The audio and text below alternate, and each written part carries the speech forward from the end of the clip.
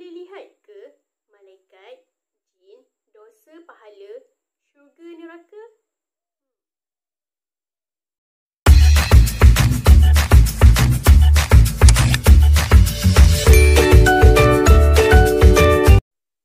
Assalamualaikum warahmatullahi wabarakatuh. Ahlan wa sahlan wa marhaban bikum. Hari ini kita akan mempelajari subjek akidah tahun 4 yang bertajuk As-Sam'iyat. Dalam tajuk As-Sam'iyat kali ini kita akan belajar yang pertama, pengertian As-Sam'iyat, perkara-perkara ghaib yang wajib beriman. Yang kedua, dalil As-Sam'iyat dari Al-Quran dan Hadis. Yang ketiga, kesan beriman kepada As-Sam'iyat. Dan yang keempat, hukum beriman kepada As-Sam'iyat. Pengertian As-Sam'iyat. As-Sam'iyat ini bermaksud perkara-perkara ghaib yang tidak dapat dilihat dengan mata kasar atau kita tidak dapat berfikir dengan akal fikiran. Okay, kita tengok perkara-perkara As-Sam'iyat. Okay, yang pertama, pahala. Pahala ini bermaksud balasan orang yang melakukan kebaikan, iaitu mentaati perintah Allah dan meninggalkan larangannya. Okay, apa amalan-amalan yang sentiasa mendapat pahala?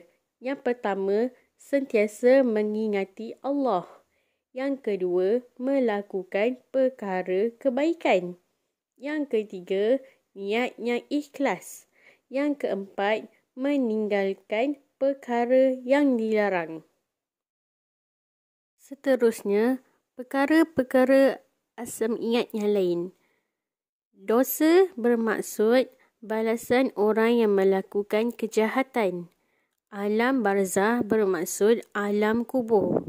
Mahsyar bermaksud tempat manusia yang dikumpulkan selepas dibangkitkan. Syurga bermaksud ganjaran untuk orang yang mentaati perintah Allah.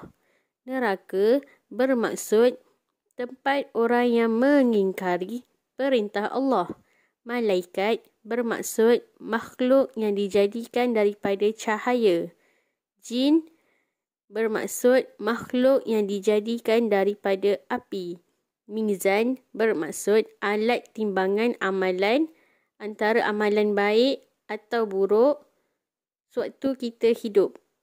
Sirat bermaksud titian antara syurga dan neraka. Mana kita nak tahu perkara As-Sam'iyat ini?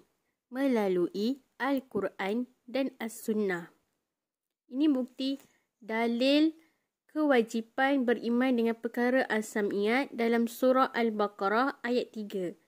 Dalam ayat ini menunjukkan Allah itu maha berkuasa menjadikan perkara-perkara As-Sam'iyat dengan pengetahuan dan kekuasaan yang tak terbatas. Allah menjadikan apa sahaja yang dikehendakinya dan tiada mustahil. Kesan beriman kepada perkara As-Sam'iyat. Yang pertama, menginsafi diri bahawa Allah boleh melakukan apa sahaja dan tiada mustahil. Yang kedua, meningkatkan dan menguatkan keimanan kita kepada Allah.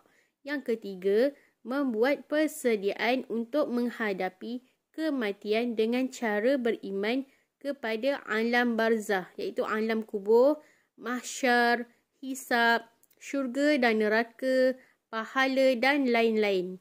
Yang keempat, melahirkan perasaan rendah diri terhadap kekuasaan Allah yang terlalu banyak dan menyedari bahawa manusia itu tidak sempurna dan hanya Allah sahaja yang sempurna.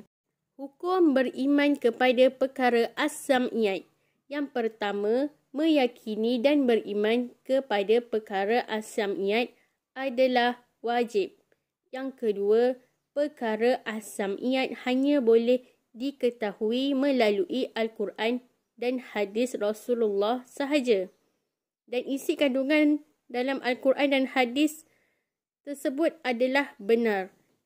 Dan yang terakhir, golongan yang tidak mempercayai perkara as-sam'iyat adalah golongan yang iman lemah dan sombong kepada Allah yang Maha Berkuasa.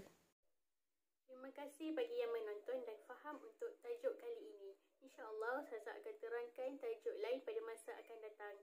Ma'assalamah. Assalamualaikum.